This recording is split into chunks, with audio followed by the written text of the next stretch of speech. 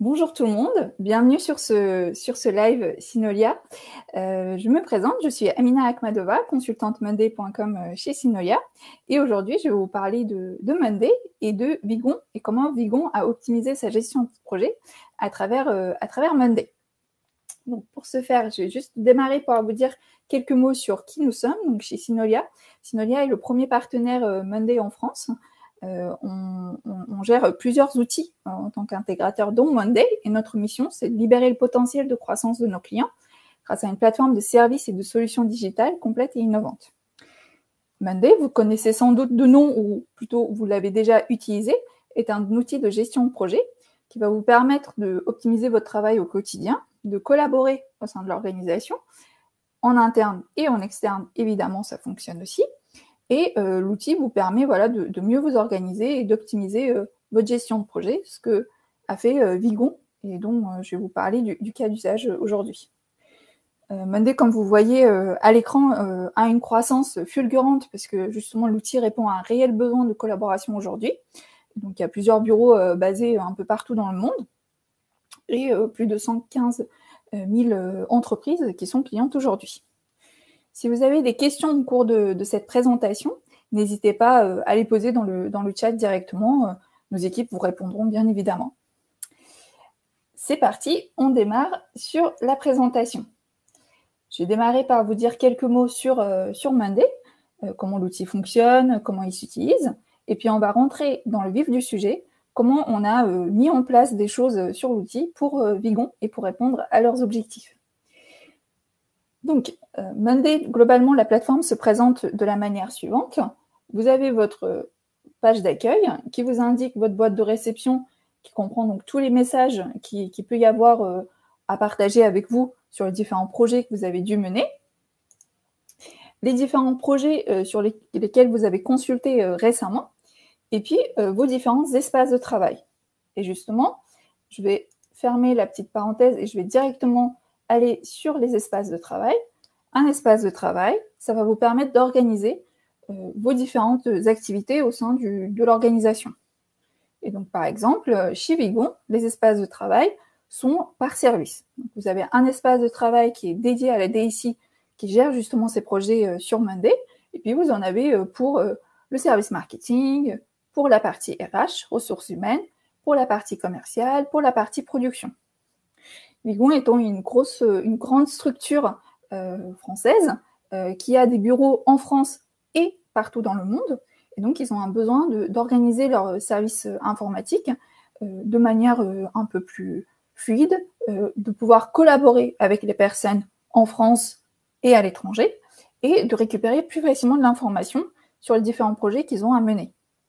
L'organisation étant d'une taille importante, les différents projets sont aussi plus ou moins importants, du coup, et qui peuvent aussi avoir une durée dans le temps qui est plus importante.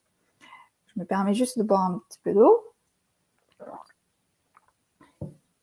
Et donc, rentrons dans le vif du sujet. Donc, moi, dans le cadre de mon exemple, j'ai un espace de travail qui s'appelle AAA, donc c'est mon trigramme au sein de chez Synolia. Donc, j'utilise cet espace de travail comme un espace de travail test pour me permettre de, justement, faire ce type de webinaire, créer du contenu comme je le souhaite. Mais soyez bien conscients que dans le contexte de mon client, celui-ci s'appelle IT, donc pour les services IT de l'entreprise. Dans cet espace, donc je vais réduire tous mes dossiers juste ici. Dans cet espace, j'ai des différents dossiers qui me permettent d'organiser mon travail plutôt que d'avoir une liste déroulante de tous mes tableaux, de tous mes tableaux de bord, de tous mes projets et de toutes mes tâches. Cela va me permettre vraiment de mieux organiser mon travail et de m'y repérer plus facilement. Et lorsque j'ai mon dossier, par exemple celui-ci qui s'appelle Vigon, sur lequel je vais me baser aujourd'hui pour vous faire une présentation, vous voyez à l'intérieur, j'ai 3 sous-dossiers. Donc, j'ai mon dossier projet qui comprend tous mes projets en cours. En l'occurrence, en ce moment, j'ai le projet alpha et bêta. Ensuite, j'ai les templates. Donc là, ce sont les modèles de mes tableaux que je vais m'en servir pour pouvoir les dupliquer plus facilement dans le cadre de ma gestion de projet et donc optimiser mon temps. Je vais vous expliquer plus en détail plus tard. Et autre usage, Donc, d'autres cas d'usage que j'aurais pu le nommer autrement. Donc, je vais le renommer parce que autre usage n'est peut-être pas le bon terme. Je vais le nommer gestion de ressources. Ici, j'ai deux tableaux. Voilà. J'ai deux tableaux. J'ai un premier tableau qui s'appelle gestion des absences et un deuxième qui est gestion des ressources. Donc, la charge de travail si vous voulez des collaborateurs. Et donc, dans ce dossier, je retrouve un premier tableau qui s'appelle le portefeuille de projet programme. Ensuite, si j'ouvre mon dossier projet, j'ai mes différents projets, j'ai mon modèle de projet, et enfin, mes deux tableaux de gestion de ressources. Évidemment, le cas d'usage réel comprend un peu plus de tableaux projet, comprend un peu plus de tableaux ici de gestion de ressources. J'ai pris les deux principaux pour vous faire la démo aujourd'hui, puisque nous avons entre 30 et 45 minutes aujourd'hui. Mais si vous avez besoin de plus d'informations là-dessus, évidemment, n'hésitez pas à nous contacter sur le chat ou à nous envoyer un petit email. On pourra bien évidemment vous présenter des choses un peu plus concrètes si vous souhaitez en savoir plus. Et donc, par rapport à mon cas d'usage chez Vigon. Aujourd'hui, Vigon, ce qu'il souhaite, c'est gérer des projets. Dans le cadre d'un projet, vous avez une vision détaillée qui comprend tâche par tâche pour chaque collaborateur. Vous pouvez avoir 10 tâches, 20 tâches, 50 tâches, 60 tâches, peu importe, puisqu'un projet peut durer d'une journée à 3 ans, ou 5 ans, ou 10 ans. Tout dépend de la complexité du projet, évidemment. Et dans ce cadre, donc dans l'organisation, il y a plusieurs choses qui sont indispensables aux clients. Donc à ma cliente Vigon.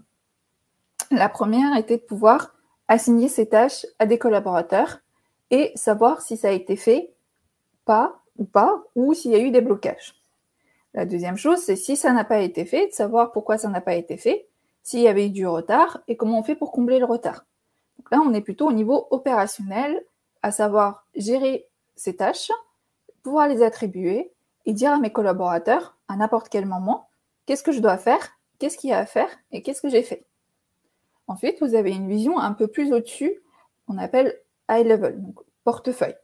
Et là, l'objectif, c'est, moi je suis manager d'une équipe, l'objectif pour moi, c'est de voir que j'ai 15 projets qui sont en cours, quels sont les projets à haut risque sur lesquels je peux potentiellement avoir du retard, et quels sont les projets qui se déroulent convenablement, comme il faudrait, sur lesquels j'ai pas de surcharge, que ce soit surcharge humaine ou financière, et qui me permettent d'en sortir des KPI, des indicateurs clés de réussite, pour pouvoir ensuite soit les présenter à mon client, soit les présenter à ma direction, mais d'en avoir des informations concrètes, pour le coup.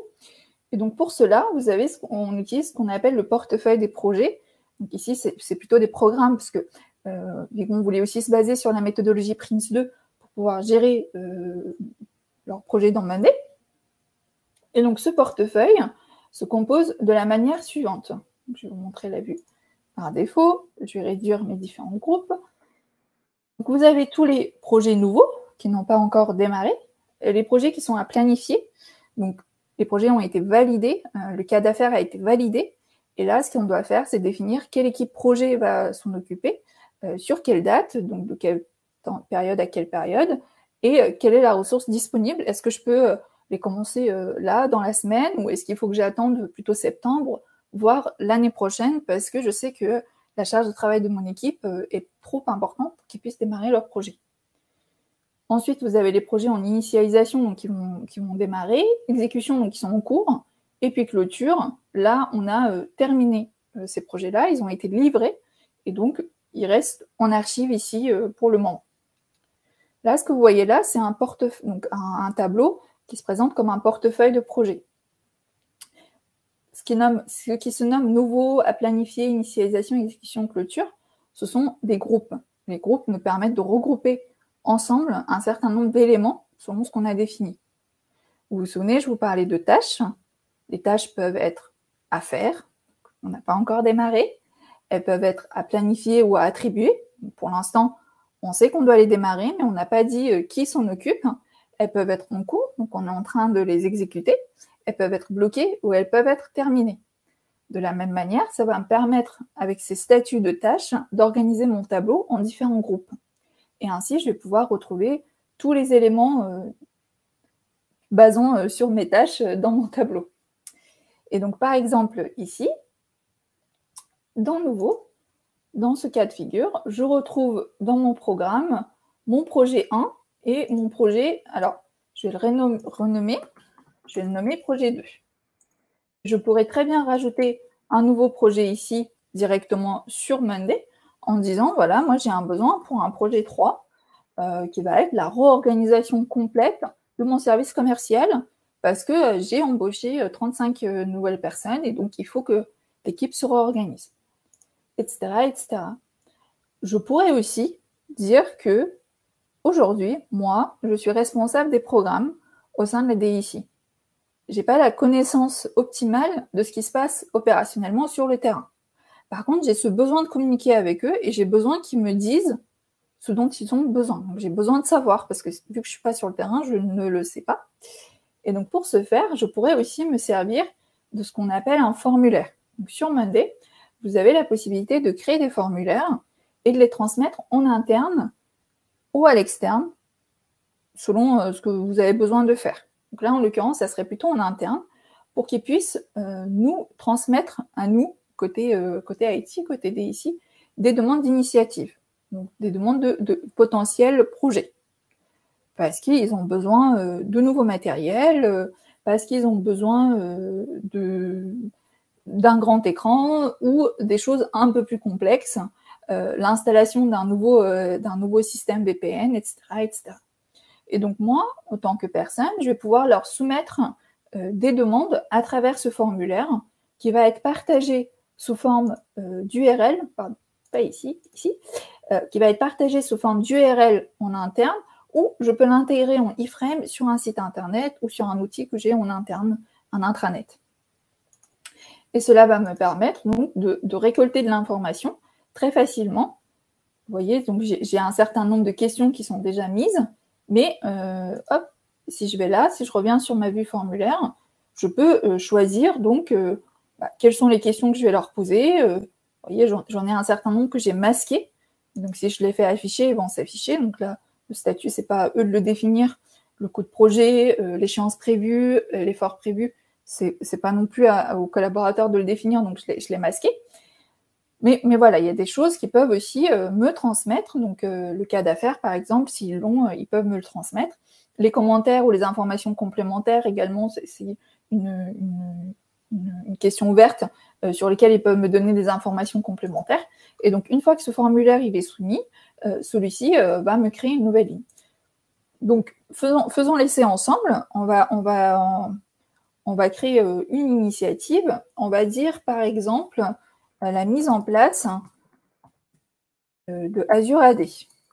Mise en place non, on va dire Office 365. Ça parle à tout le monde.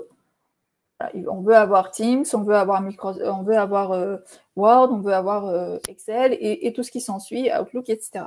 Donc, demandeur principal, je vais mettre mon nom, prénom. Le responsable du demandeur, je vais mettre le nom de mon responsable, qui est Mathieu Rivière. Voilà. Les métiers impactés, donc ici, vous voyez, j'ai une liste déroulante de tous les métiers principaux de mon organisation. Donc là, je vais mettre tous. Et les sites impactés, en l'occurrence, on va mettre tous aussi. La date de réalisation souhaitée, donc là, je peux sélectionner une date. Je vais mettre que j'aimerais bien que ça soit prêt pour l'année prochaine, comme ça, on démarre sur de nouvelles choses. Donc là, je vais chercher un document, par exemple celui-ci. Et vous voyez, à chaque fois, j'ai une petite étoile ici où c'est mis requis. Donc ça veut dire que c'est quelque chose d'obligatoire que je dois fournir. Enfin, je ne peux pas soumettre le formulaire si je ne l'ai pas fourni. Donc ça, pareil, vous pouvez le choisir. Vous pouvez choisir de le rendre obligatoire si vous le souhaitez. Donc là, c'est bon, le formulaire il est soumis. Donc là, je reviens sur mon tableau. Je reviens sur ma vue par défaut. Et vous voyez, j'ai bien toutes les informations qui sont présentes ici. La date que j'avais mise, les métiers, les sites impactés, les différents fichiers que j'ai rajoutés qui sont juste là. Et donc ça, voilà, ça va me permettre de de pouvoir soumettre des idées si je le souhaite. Si je le souhaite aussi donner accès à cette fonctionnalité-là à mes collaborateurs et les inciter à me soumettre des initiatives, je vais pouvoir le faire à travers ce formulaire. Pour ajouter un formulaire, on ajoute une vue sur notre tableau, formulaire ici, et après, il suffit juste de le paramétrer. Assez simple. Donc, je vais effacer le formulaire que je viens de rajouter. Et donc, voilà comment s'organisent les formulaires. Excusez-moi. Ensuite, une fois que le projet a été soumis, on va définir des différents rôles et des différentes informations. Donc, Monday, il est organisé en colonnes. Donc, vous choisissez les colonnes que vous souhaitez rajouter sur celui-ci. Donc, moi, j'ai déjà un certain nombre de colonnes qui sont positionnées, notamment avec les différents rôles qui sont là. Je vais juste agrandir celle-ci, comme ça vous pourrez bien lire tout le. Donc, c'est Business Analyst, le PMO, donc qui est le chef projet, le sponsor et le PMO, l'un des chefs projet et le chef projet principal du projet. Le nom du projet technique, parce qu'il peut y avoir un nom technique au sein de l'organisation. Ensuite, ça, métier impacté, donc c'est des colonnes de type menu déroulant. La date souhaitée de réalisation qui vous permet d'avoir déjà une idée fixée sur quelle échéance on se fixe pour lancer ce projet. Une priorité, si on a. Le coût du projet, qui peut être aussi une information importante. L'échéance prévue qui, elle, est organisée lors de la planification, donc sur cette étape-là. Le statut, l'effort réalisé, voilà. Il y a des différentes colonnes.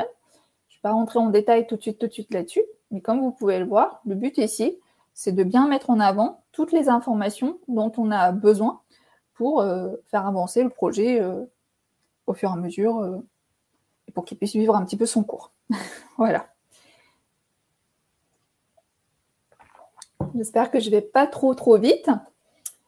Donc, ensuite, une fois qu'on a nos différents éléments et qu'on a renseigné nos différents rôles, je vais prendre par exemple le projet 1. Donc, on sait le responsable du demandeur. Donc là, j'ai mis les trigrammes pour un petit peu anonymiser la chose. Mais voilà, vous pouvez mettre du texte, du long texte aussi si vous le souhaitez. L'objectif ici, ça va être de définir quels sont les différents rôles. Et une fois que c'est défini, de dire, bon, j'ai bien toutes les informations que j'ai besoin, je vais le mettre dans ma colonne à planifier. Et normalement, ma ligne bascule automatiquement dans mon groupe à planifier. Pour ce faire, j'ai mis en place ce qu'on appelle des automatisations. Et ça va être le point principal, le premier point principal de ce cas d'usage gestion de projet. Donc, l'objectif est de automatiser au maximum les choses pour vous éviter de faire des tâches récurrentes. Je m'explique. Si ici, dans mon groupe nouveau, j'avais à planifier, j'avais des choses qui étaient à planifier, des choses qui étaient en cours et des choses qui étaient terminées. Ça voudrait dire que moi, manuellement, je dois déplacer la ligne. Bon, c'est possible, hein. Je maintiens un clic et je déplace ma ligne. Et elle bascule automatiquement dans mon groupe à planifier. Mais le but d'automatiser, c'est plutôt de se simplifier la tâche et donc d'éviter de faire ce travail manuel de vérification à chaque fois. Si ça a été fait, je le mets dans mon groupe fait, etc., etc. Et donc, pour ce faire, on a les automatisations qui sont disponibles sur Monday. Donc, vous avez plusieurs catégories qui sont montrées ici. Et vous avez la section personnalisée. Dans le cadre de l'exemple, je vais aller directement dans la section personnalisée et je vais vous montrer, vous allez comprendre pourquoi. Parce que c'est visuel. J'aime bien quand c'est visuel. Les automatisations, l'objectif, c'est de dire, il y a une action qui se produit, il se passe quelque chose, il y a un changement quelconque qui arrive sur mon tableau, donc je dois le définir ce changement et lui dire, s'il arrive ce changement, par exemple, j'ai changé le statut de mon projet pour dire qu'il a été validé et donc il est à planifier, et tu vas me déplacer mon élément dans mon groupe à planifier. Dans le cadre de l'exemple, je vais refaire cette automatisation. Donc, la petite phrase, elle est en français, Mais pour l'instant, ces termes-là restent en anglais. Il est prévu de les traduire. On n'y est pas encore. A priori, ça va arriver. Mais donc voilà, donc le statut change, donc c'est le changement de statut. La date arrive, la personne elle est assignée. Donc on a dit tel projet, c'est Caroline qui est en charge, c'est Sébastien qui est en charge, c'est Stéphane qui est en charge. Donc mon action déclenchatrice, elle est définie au préalable. Et donc si je vais sur More Options, j'en ai d'autres qui sont possibles ici. Et si vous avez des intégrations, il y en a quelques-unes qui se rajoutent. Par exemple, le Mailchimp, donc nous on a l'intégration sur notre compte, donc on a les deux déclencheurs de Mailchimp qui sont présents. Et si vous avez les intégrations d'autres outils comme HubSpot, comme Zendesk, comme Gmail, comme Outlook, vous en aurez certainement un peu plus d'options aussi au fur et à mesure qui vont apparaître vis-à-vis de ces intégrations. Donc, je vous explique juste deux secondes l'intégration. Sur Monday, on peut intégrer des outils externes. Le but, c'est de centraliser l'information, de collaborer, vous vous souvenez. Et donc là, si on intègre des outils tels que HubSpot, ça vous évite de passer d'un outil à un autre. Si vous avez la gestion projet à faire sur... qu'est-ce que je pourrais vous donner l'exemple, l'organisation d'un événement. Par exemple, Vivatech qui a lieu la semaine dernière, et ben, l'organisation de Vivatech, qui est un grand salon pour lequel il faut bien s'organiser, on va utiliser aussi HubSpot pour envoyer des campagnes marketing. Je fais juste un petit aparté là. Et ben, du coup, si vous intégrez des outils comme ça, là, ça va vous aurez un certain nombre d'options qui vont apparaître pour venir piocher des informations de HubSpot. D'ailleurs, on a un webinaire qui suit ce matin justement sur cette partie-là, donc n'hésitez pas aussi à nous rejoindre si vous le souhaitez. Un autre exemple, Zendesk. Zendesk qui peut être très utile dans le cadre de gestion de tickets PIC notamment. Donc Zendesk va vous permettre d'émettre des tickets de support informatique, par exemple. Bah, si vous intégrez Monday et Zendesk, ça va vous permettre aussi de communiquer entre les deux outils. Typiquement, un client a une difficulté parce que il y a un outil qui n'est pas mis à jour au sein de son interface. Il vous fait un ticket. Le ticket il remonte dans Monday et informe la personne qui est en charge de cet outil. Voilà, vous avez un ticket à traiter, etc., etc. Donc, il y a pas mal de choses possibles. Encore une fois, voilà, s'il y a des besoins spécifiques, n'hésitez pas à nous contacter. Donc, par rapport à mon exemple, j'ai bien dévié. Donc, nous, ce qu'on voulait, moi, je voulais reproduire l'automatisation que j'avais mis en place pour le changement de ligne d'un groupe à un autre. Donc là, ce qu'on va lui dire, c'est lorsque le statut change, et donc le statut, c'est le statut de mon projet, et qu'il passe à planifier, on va dire, eh ben, tu vas me bouger de groupe et tu vas aller dans le groupe qui s'appelle à planifier. Et après, on crée l'automatisation tout simplement. Et donc, elle se retrouve là. Là, je vais la désactiver parce que j'en ai déjà une, donc ça risque de poser des petits soucis. Mais en tout cas, voilà, c'est très simple à faire. Je reviens sur mes automatisations. Ici, donc dans les catégories, vous voyez, si je vais dans changement de statut, je vais retrouver normalement la même chose quelque part. En tout cas, voilà, vous voyez l'exemple. Bon, là, voilà, create a new group, par exemple, il y a celle-ci qui est intéressante. Lorsque le statut change à quelque chose, on va créer un nouveau groupe d'éléments et on peut le renommer avec le nom de notre projet, par exemple. Et donc, on pourrait avoir un groupe égal à un projet, etc., etc. Donc, il y a pas mal de choses qui sont possibles dans les automatisations. Je vous invite très vivement à y faire un tour et à regarder attentivement ce qui est possible de faire, parce qu'il y a beaucoup de choses qui sont déjà disponibles et d'autres qui vont arriver. Donc, voilà, n'hésitez pas à y faire un tour. OK. Donc, je continue. Là, par exemple, sur mon projet 1 qui a planifié, j'ai bien toutes les informations. Donc, j'ai bien mes 4 profils. J'ai le nom technique de mon projet, les métiers et les sites impactés. La date souhaitée, c'est le 7 novembre. Donc, j'ai un petit peu de temps, mais quand même, il faut le lancer, parce qu'il y a les vacances d'été qui arrivent. La priorité, elle est critique. Donc, c'est un projet hyper important pour mon organisation. Il y a quand même 100 000 € de coût de projet qui est prévu et 120 heures de travail. Et donc, celui-ci, voilà, on va dire que ici c'est complété aussi. Hein. Je vais rajouter peut-être les fichiers, comme ça on sera vraiment tout bon. C'est des fichiers exemples, donc ne faites pas attention au nom de mes fichiers. Hop. Donc là, les fichiers se rajoutent.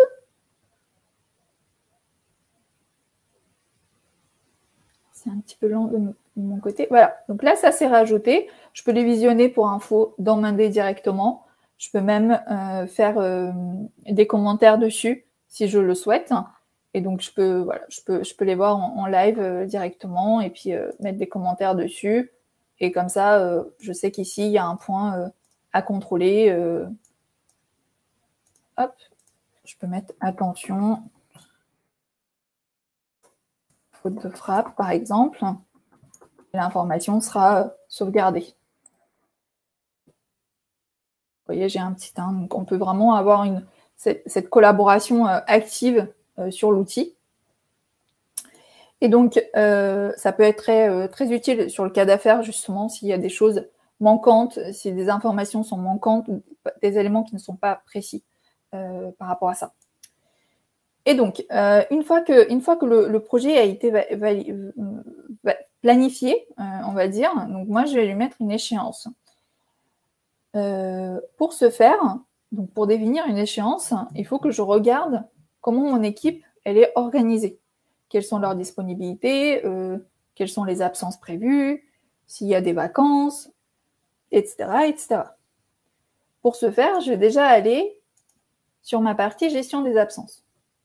Ici, je vais avoir une vue calendrier, je vois les différents collaborateurs, et je sais par exemple que Mathieu a prévu de partir du 27 juin au 14 juillet, que Caroline, c'est plutôt plus tard, c'est un peu plus tard du 11 au 29, et que moi, c'est du 14 au 5. Mais je vois aussi que Sébastien et Stéphane n'ont pas posé de congé d'été. Ils ont tout simplement posé une journée, pour Sébastien au mois de juin, aujourd'hui d'ailleurs, et pour Stéphane, du coup, dans 7 jours. Donc, a priori, j'ai pas de contraintes particulières liées aux absences congés du côté de mes salariés. Et donc, pour ce faire, je vais le positionner, mon projet. Moi, à l'initiale, l'échéance prévue dans le cas d'affaires et avec mes équipes, elle était donc début juillet jusqu'à fin octobre. Et donc, sur cette période-là, ils ont 86 jours à peu près pour terminer ce projet 1 qui a une durée de 120 heures au total. Et donc, une fois que ça c'est fait, je vais changer le statut de mon projet et je vais dire qu'il est validé. Et une fois qu'il est validé, normalement, j'ai 2 automatisations. La première qui est ici, qui va dire que lorsque mon statut change à valider, il va passer dans mon étape initialisation. Et donc, vous allez voir, j'ouvre mon groupe initialisation. J'ai bien mon projet 1 qui est juste là et qui est bien mon étape validée. OK ? Je reviens sur mes automatisations. J'ai une deuxième automatisation ici qui dit que lorsque mon statut de projet, excusez-moi, change à valider, on va créer un nouveau tableau à partir d'un template, donc à partir d'un modèle de projet. Vous vous souvenez, au début de notre live, je vous parlais de ce tableau, de ce dossier template. Donc ici, j'ai un tableau qui est mon modèle de projet. Je peux en avoir un ou plusieurs. Et l'objectif de ce modèle, c'est de m'éviter de remettre à chaque fois les mêmes tâches que je sais qu'ils doivent obligatoirement faire, mes collaborateurs, à chaque fois qu'un projet démarre. Par exemple, rédiger le cadrage, relire le cadrage, organiser une réunion de lancement, un kick-off. Bien planifier les tâches sur les différents plannings de mes collaborateurs en tant que chef projet. J'ai une équipe de 10 personnes. Il faut que je m'assure que les 10 personnes sont chargées correctement sur la période, qu'ils ont bien connaissance de toutes les tâches qu'ils doivent faire et que ces tâches-là ont été prévues au préalable. qu'est-ce qui risque de se passer si c'est pas fait? C'est que j'ai des collaborateurs qui vont me devoir remettre les tâches dans Monday et donc potentiellement en oublier, ou alors ne pas jouer le jeu. C'est pas de mauvaise foi, mais tout simplement ne pas jouer le jeu parce que eux, dans leur tête, ils savent très bien ce qu'ils ont à faire dans le cadre de projet. C'est leur métier, ils sont experts là-dedans, donc ils n'ont pas forcément besoin de remettre les choses dans un outil externe. C'est des problématiques auxquelles je pense on est tous confrontés. Et donc, il est important pour cela de prévoir au maximum ces éléments à l'avance. Et donc, pour ça, je vais pouvoir créer ce qu'on appelle un template de projet. Ce template de projet va me permettre d'avoir mes différentes tâches, mes différentes étapes de projet. Vous voyez, donc j'ai planning, exécution, lancement, mais j'aurais pu en avoir beaucoup plus. Et d'avoir l'information concrète en temps réel sur où est-ce qu'il en est mon projet. Et donc, vu que j'ai mis en place l'automatisation, vous voyez ici, j'ai un nouveau tableau qui est apparu, le DT 185. C'est le nom technique de mon projet. Donc, si je reviens ici sur mon tableau, vous voyez, juste là. Et donc, avec cette automatisation, il m'a créé ce tableau en se basant sur mes templates. Je retrouve mes tâches, j'ai mes dépendances, j'ai mes différents jalons, et la seule chose qui me reste à faire, c'est de le planifier. Donc, d'assigner des personnes ici. Donc, en fait, on va plutôt le nommer responsable.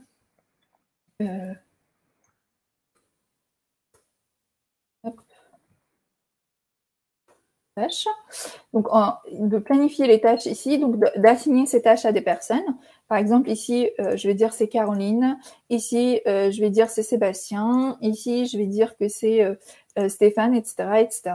Et donc, ces personnes vont recevoir une notification leur disant, voilà, tu as un nouveau projet, tu as la tâche numéro 3 à faire, et ils vont pouvoir définir les échéances et puis les dates.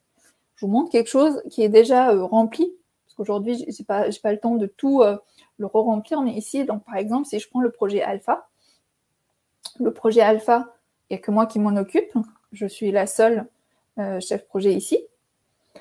J'ai des différentes dates, donc il a démarré hier officiellement, et il va jusqu'au 26 août.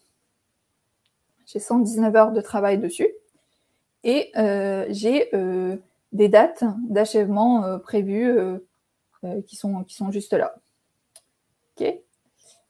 L'effort prévu, l'effort réalisé. Donc, au fur et à mesure, je vais le compléter. Donc là, pour l'instant, vu que la semaine elle n'est pas finie, normalement, je ne devrais pas mettre l'information, mais dans le cadre de l'exemple, je vais dire que j'ai passé 10 heures sur ma tâche 1. Je vais dire que j'ai passé ici, alors 22 heures, on va dire que j'ai passé 22 heures. Ici, j'ai passé 11 heures. Et donc, ça me permet de voir que par rapport aux 44 heures qui étaient prévues pour la planification, j'en ai passé 43. Donc, au fur et à mesure, je vais pouvoir suivre mon projet et l'avancement de celui-ci en cours de route. Et donc, ce projet Alpha, ce que je voulais également vous montrer sur celui-ci, vous voyez, j'ai des colonnes où j'ai une petite barre de couleur juste en dessous.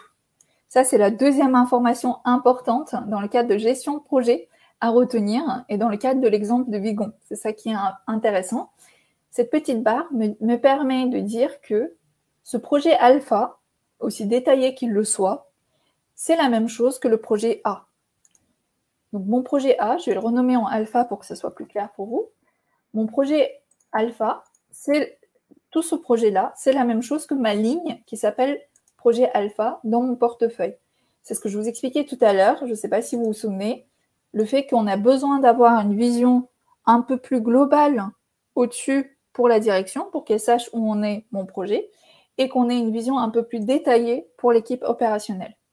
Et donc là, par exemple, sur cette partie planning, dans le cadre de l'exemple, je vais dire que c'est fait, et que mon étape projet, ici, je suis à l'étape exécution. Et donc, ça se met à jour partout. Et cette colonne-là, c'est une colonne miroir. Et ça, mes amis, c'est formidable, c'est génial. Il faut les utiliser tout le temps. C'est quoi l'objectif des colonnes miroirs? Les colonnes miroirs, le but, c'est que vous ayez les informations d'un tableau A qui remontent vers un tableau B et que les informations d'un tableau B remontent soit vers un tableau C, soit redescendent au tableau A. C'est ainsi qu'on va pouvoir gérer le projet et de se dire que mon projet A, alpha, il est bien en cours, il est en phase d'exécution. Jusqu'ici, les personnes ont fait 43 heures Et voilà l'échéance. On est du 20 juin au 26 août. Et il y a 33% du projet qui a été fait et 66% qui n'a pas encore été démarré. Par contre, si je reviens sur mon tableau et que je mets à jour ici en disant ça c'est fait, ça c'est en cours, ça c'est bloqué, ça va se mettre automatiquement à jour de l'autre côté, ici. Vous voyez, tout de suite, j'ai l'information. Donc en temps réel, je sais comment mes équipes avancent, je sais qu'il y a un blocage, je peux en être averti éventuellement si je le souhaite, toujours avec les automatisations, en disant lorsque j'ai une tâche qui est bloquée, envoyer une notification au chef projet. Et là, je sais qu'il y a une tâche, la tâche numéro 6, elle est bloquée. Je peux regarder ce qu'il en est, je peux éventuellement savoir pourquoi elle est bloquée. Et pour ce faire, je le saurai parce que j'ai une personne qui m'a mis l'information ici. Et elle va me dire que, elle va me mettre le trigramme, est absent, hop, minuscule c'est mieux, est absent, il faut impérativement contacter MRE pour avoir les informations. Donc, on va s'imaginer que c'est le collaborateur qui l'a mis, hein, et moi je me place dans la direction. Et donc, je vois ça, je dis OK, et ben, je vais lui mettre un j'aime, je vais lui mettre OK, je m'en occupe, et on résout les problèmes comme ça. Et donc, le but, c'est vraiment de communiquer et d'avoir l'information en temps réel, et pour moi, de savoir qu'est-ce qui va, qu'est-ce qui ne va pas, et de savoir voilà, si on va tenir les délais, si on va tenir les coûts, si on va tenir le temps prévu, prévisionnel, etc., etc. Et donc, je vais retrouver toutes ces informations dans mon tableau. Pour ce faire, j'utilise une colonne qui s'appelle « Connecter les tableaux ». Et je vais revenir juste ici sur mon projet alpha. Donc, j'ai la même colonne. Ici, vous voyez, lien vers portefeuille, c'est une colonne « Connecter les tableaux ». J'espère que ça va jusqu'ici. Encore une fois, s'il y a des questions, n'hésitez pas à les poser dans le live. On prendra le temps, bien évidemment, de vous répondre.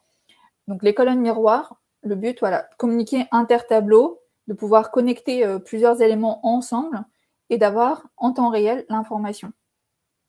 Le deuxième point avec les colonnes miroirs qui est intéressant, vous vous souvenez, je vous ai parlé du budget. On a un budget prévu par projet. Donc, dans le cadre de Vignon, c'était plus que réel. Et donc, nous, ce qu'on se disait, c'est que nous, le budget chez nous, il est basé sur les profils. Les profils n'ont pas le même coût. Vous avez des personnes qui sont un peu plus expérimentées que d'autres, donc ils nous coûtent un petit peu plus cher. Et donc, pour ce faire, donc je reviens sur mon projet alpha, j'ai également ici, donc vous voyez, toujours avec cette petite barre, on reconnaît les colonnes connectées et miroirs. J'ai également ici les profils. Donc moi, en l'occurrence, c'est 350 €, mon coût horaire. Donc je coûte cher pour le coup. Et donc ça me permet de savoir que jusqu'ici, eh ben, j'ai 15 000 € qui ont été investis dans ce projet par le coût de la main-d'œuvre, si je puis le dire. Et donc pour ce faire, j'ai connecté mon tableau qui s'appelle gestion de ressources. Le gestion de ressources, il est juste là. J'ai mes différents collaborateurs actifs et inactifs. J'ai un profil. Donc un profil, c'est 1, 2 ou 3, le coût horaire. Et à côté, j'ai le taux horaire. Par exemple, je vais rajouter une personne ici. Je vais rajouter, alors qui est-ce que j'ai pas rajouté? Mathieu Rivière. Mathieu Rivière, je ne l'ai pas rajouté. Je vais l'assigner ici. J'espère que je l'ai. Ah je ne l'ai pas. Attendez, on va faire une autre personne. On va faire Laurent Combrou. Et Laurent, normalement, je l'ai. Voilà, il est là. Et donc, je vais dire que c'est un profil qui est actif et je vais lui mettre la TGM 3 parce que c'est un super senior chez moi. Et donc, normalement, j'ai une automatisation ici qui dit que lorsque j'ai un profil qui change et que le profil, c'est un TGM 3, alors on va me mettre la valeur de 690 dans ma colonne taux horaire. Et c'est ça qui a dû normalement se passer ici. Bon, ça doit être l'effet des mots ou des ralentissements de mon côté. Je vais actualiser ma page. Mais voilà, avec cette automatisation, normalement, automatiquement, j'ai la TJM qui est, ah bah voilà, vous voyez, elle est apparue, qui est complétée ici, qui est à 690 €. À côté de ça, donc je reviens sur mon projet alpha pour continuer mon explication. Ici, donc, j'ai cette colonne connectée qui va venir me prendre l'information depuis mon tableau gestion de ressources ici. Et j'ai une colonne de type miroir. Hop, je vous montre ça ici. Vous voyez, miroir. Là.